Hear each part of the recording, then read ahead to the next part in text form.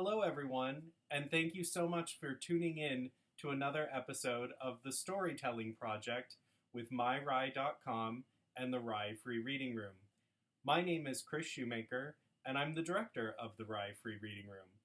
It's been an honor to bring you these stories over the course of the project, and I can't wait to see you in the library or online again soon. Today I'll be reading to you from A Storytelling of Ravens by Kyle Lukoff. Got some fun design patterns to start us off with.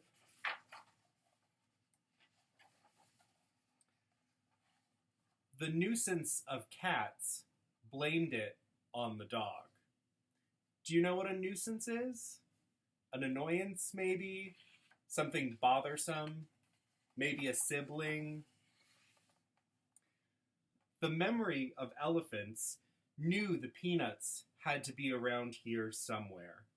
And you can see there's a bunch of different types of nuts: almonds, pecans, peanuts, and even some sunflower seeds. Who likes sunflower seeds more than they like peanuts? Probably these elephants. The smack of jellyfish had never seen a glass-bottomed boat before. You can see all the different colors of jellyfish. Have you been to an aquarium to see jellyfish in person? Or maybe on a boat, just like this one? The shrewdness of apes loved the new arrangement. Now everyone would get a snack. The trip of sheep looked away in embarrassment. Philomena never could keep her footing. There's that poor sheep tripping over some rocks in the middle of a field. All the other sheep looking away, so embarrassed. The knot of toads didn't know what to do. Everybody wanted the fly, but not that badly. Have you ever heard the expression, tongue-tied in a knot?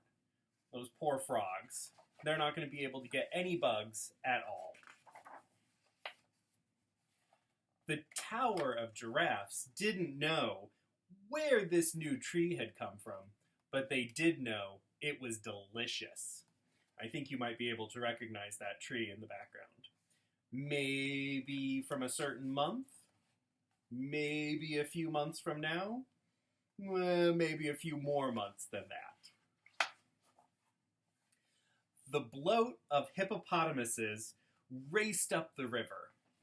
5 words. Explosion at the cupcake factory. You can see all the hippos running up, and you can actually see on my shelf right there a hippo. This probably is one of my favorite pages in the whole book. A bloat of hippopotamuses. The storytelling of ravens waited impatiently for Franklin to finish. They had all heard about the big storm of 78 15 times already. There's our little raven friend telling his story while everyone else waits patiently for him to wrap up. The sloth of bears didn't want to forage anymore. Let the food come to them for once. You can see some lazy bears just laying on their lawn chairs and waiting for the waiter to bring them some fresh tuna and more cocktails and pina coladas and pineapples.